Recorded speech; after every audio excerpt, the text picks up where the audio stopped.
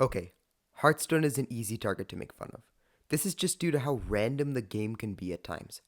Whether it be the Pavling book during the World Championships, to just top decking the perfect card to win you a ranked game. Whether you win or lose is determined by luck most of the time. But one thing people don't really talk about much is how much players' emotions can affect the overall outcome of a match. This video is just a glimpse into one way you can play mind games with your opponent and rethink the way you play Hearthstone entirely. Time. Time in Hearthstone is a controversial subject.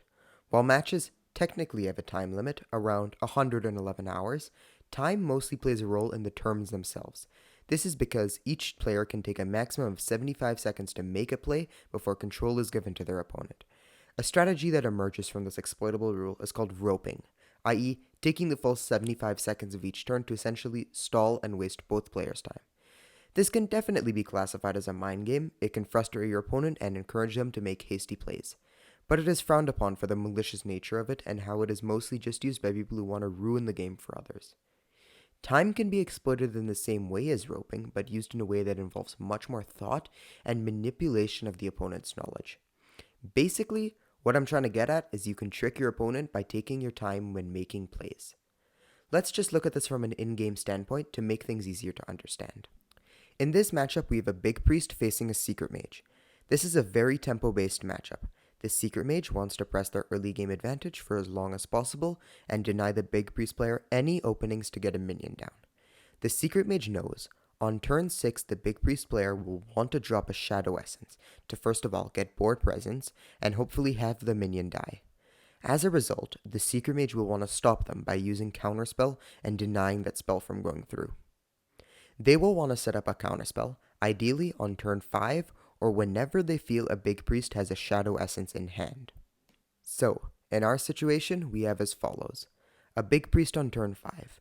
He started second, he just used a Shadow Visions and got offered a Psychic Scream, a Spirit Lash, and a Shadow Essence. He does not have another Shadow Essence in hand, and he only has board clears. The choice for him to make is obvious. Take the Shadow Essence and set up for the next turn. This is what the Secret Mage knows as well. The Big Priest is looking for the Shadow Essence. If they had one, it would have been coined out this turn. What the Secret Mage is now looking for is a card to be immediately picked off of the Shadow Visions, as there is only one card the Big Priest is looking for in his deck. So, if the Big Priest immediately picked the Shadow Essence like his gut instinct told him to, he would have communicated to his opponent that he just got his win condition, and the Mage would have reacted accordingly, setting up the counterspell for the Priest to foolishly play into. But imagine if the Priest took, let's say, 5 seconds extra before picking the Shadow Essence. The Mage is now thinking, oh, he didn't get offered the card he wanted and the one I need to deal with. If he did, he would have already picked it, no questions asked. He is currently just thinking about what the next best card for the situation would be.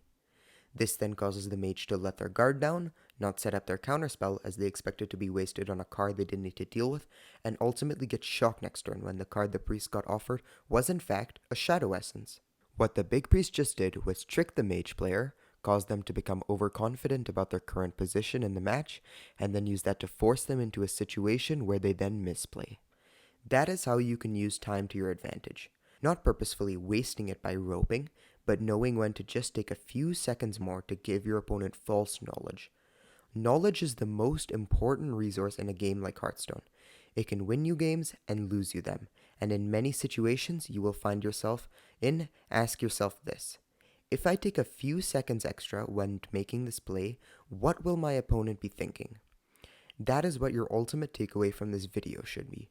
Remember, you are playing against a human. A living, breathing human, not a machine or a computer. They can be confident, nervous, patient, aggressive. Remember, humans are emotional and usually act in response to said emotions. It is up to you to find ways in which to exploit this. This video is just scratching the surface on the many background factors in a game as simple as Hearthstone. And remember this, it applies to both sides. Humans make mistakes. You want to force them out as much as possible. Zedud out.